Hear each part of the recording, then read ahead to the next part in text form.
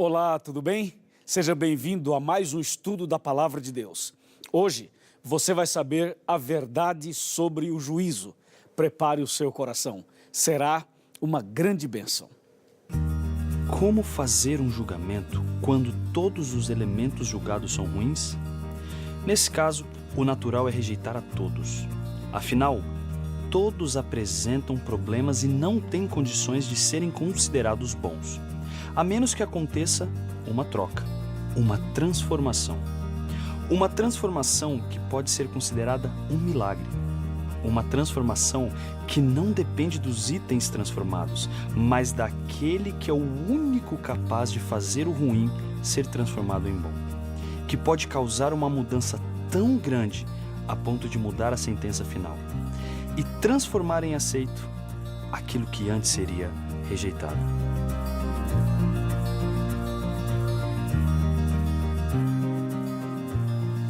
Eu já tenho a Bíblia aberta aqui, você pode tomar a sua Bíblia também, uma caneta, um papel e anotar os textos. Vamos abrir? 2 Coríntios capítulo 5, versículo 10. Está escrito: porque importa que todos nós compareçamos perante o tribunal de Cristo, para que cada um receba segundo o bem ou o mal que tiver feito por meio do corpo. Veja que texto esclarecedor. Ele fala o seguinte, que um dia todas as pessoas serão levadas perante o tribunal de Cristo. E o texto aqui, ele fala assim, todos, todos. Essa expressão todos, essa palavra aqui, é uma palavra muito genérica, uma palavra muito no coletivo, muito no plural. Se nós transformarmos essa palavra no singular, você vai ver uma situação um pouco mais clara. Por exemplo, a Bíblia está dizendo que todo mundo vai estar perante o tribunal de Deus para ser julgado e para prestar contas. Mas vamos falar algo diferente para explicar melhor o texto. Por exemplo, eu estarei lá para prestar contas. Você estará lá. Todos os pastores, todos os sacerdotes, todos os bispos, o Papa, o pai de santo, a mãe de santo, os jogadores de futebol, os artistas de televisão, os cantores, as pessoas famosas, os políticos, as pessoas anônimas.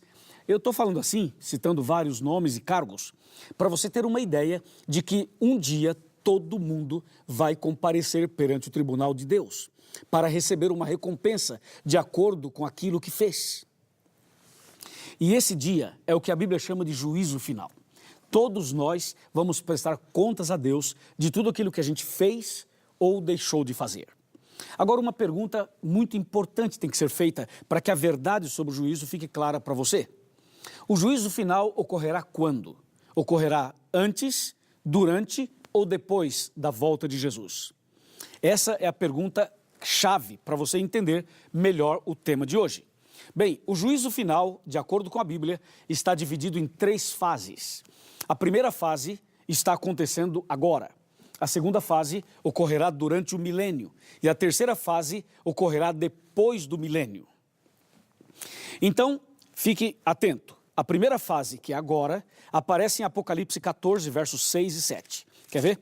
Apocalipse, capítulo 14, está bem aqui, versos 6 e 7, que diz: vi outro anjo voando pelo meio do céu, tendo um evangelho eterno para pregar aos que se assentam sobre a terra e a cada nação, tribo, língua e povo, dizendo em grande voz: temei a Deus e dai-lhe glória, pois é chegada a hora do seu juízo. Você ouviu? É chegada a hora do seu juízo. E adorai aquele que fez o céu e a terra e o mar e as fontes das águas. Esse texto fala de um juízo presente, diz, chegou a hora do juízo. É a primeira fase que está acontecendo agora, ok? E a segunda fase, quando que vai ocorrer? Durante o milênio. E onde está escrito? Está escrito em Apocalipse, capítulo 20, versículo 4, que diz: vi também tronos, e nestes sentaram-se aqueles aos quais foi dada a autoridade de julgar. Vi ainda as almas dos decapitados, por causa do testemunho de Jesus, bem como por causa da palavra de Deus, tanto quantos não adoraram a besta, nem tampouco a sua imagem, e não receberam a marca na fronte e na mão, e viveram e reinaram com Cristo durante 1000 anos. Esse juízo do verso 4 será durante os 1000 anos, como diz o próprio verso 4. E a terceira e última fase será depois do milênio. exatamente o que aparece aqui em Mateus capítulo 25, versículo 34 e 41. Mateus capítulo 25, está aqui verso 34. Então o rei dirá aos que estiverem à sua direita: vinde benditos de meu Pai, e entrai na posse do reino que vos está preparado desde a fundação do mundo. Amém. Olha agora o verso 41. Então o rei dirá também aos que estiverem à sua esquerda: apartai-vos de mim, malditos, para o fogo eterno, preparado para o diabo e seus anjos. Aqui você tem a terceira e última fase do juízo. Então lembre-se, são 3 fases. A primeira, que acontece agora, nós chamamos de juízo de investigação. A segunda, nós chamamos de juízo de comprovação. E a terceira, juízo de execução. Ficou claro isso para você? Acho que sim. Agora, é importante que você organize essa ideia das 3 fases do juízo. Das 3 fases.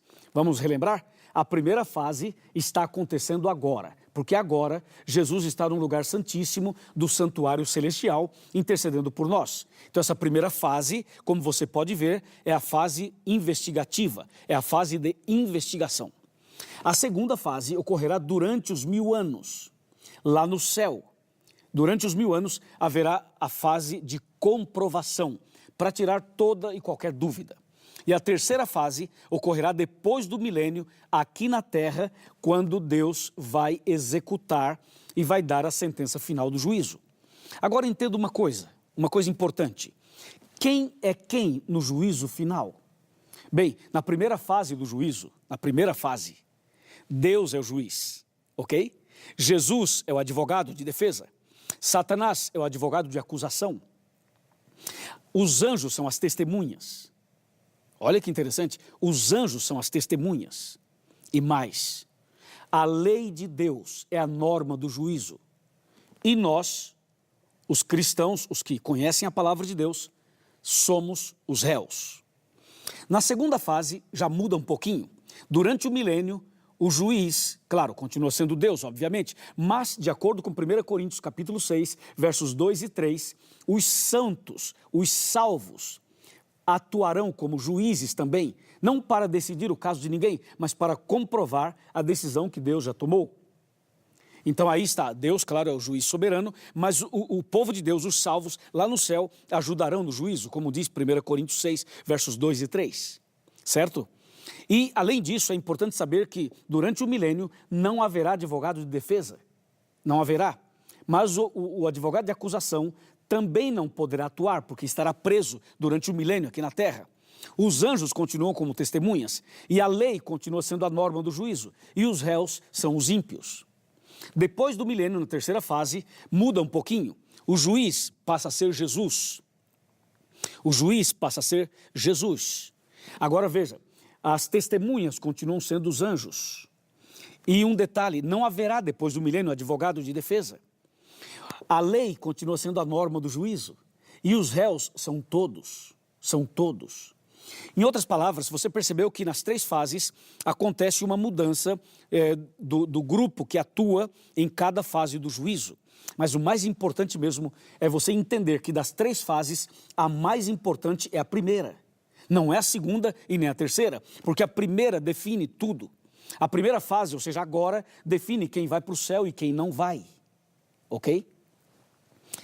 Por isso, você precisa entender o seguinte: hoje, durante a vida, enquanto você e eu estamos vivos, esse é o momento crucial, é o momento principal, é o momento em que a gente decide onde vamos passar a eternidade. Por isso que a primeira fase do juízo, a fase de investigação, é a mais importante. E mais importante também, porque agora Deus é o juiz e Jesus é o advogado. Então você tem um advogado, você tem um intercessor, você tem um mediador. Se você pecar, lembre-se que Jesus intercederá por você.